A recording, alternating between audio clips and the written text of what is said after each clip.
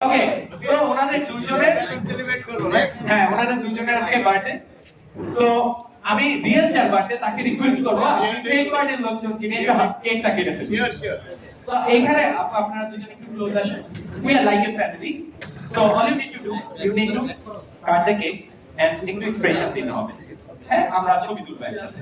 আর একটু ক্লোজ যেতে হবে okay great okay 3 2 1 happy birthday to Rocky happy birthday Rocky ভাই হ্যাপি বার্থডে রকি ভাই সবাই হ্যান্ড ওকে ভাই একটু ভালো এক্সপ্রেশন দিতে হবে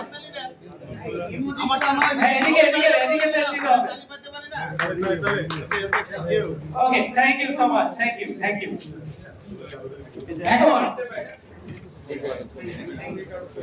ওকে আমরা আরো কিছু ছবি তুলি ওকে এখন এবার আমরা একটা ইন্টারেস্টিং পার্ট করব please thank you so much thank you okay এখন প্রবলেমটা হচ্ছে আমরা যখন এরকম ছবিগুলো ক্যাপচার করি তখন দেখেন আমি এখানে দেখতেছি যে কোন ছবিটা আসলে ভালো হচ্ছে ইউ সি এই ছবিটা সবচেয়ে পারফেক্ট এসেছে বাট প্রবলেম আমাদের বার্থডে বয়ের চোখ বন্ধ হয়ে গেছে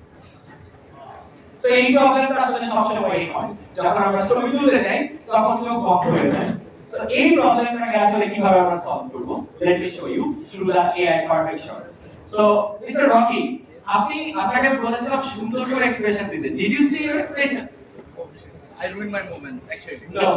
our AI will help you to fix your moment. Okay? Just a magic. First, you need to go to the editor option, then AI editor, then we will go for the base space, and then you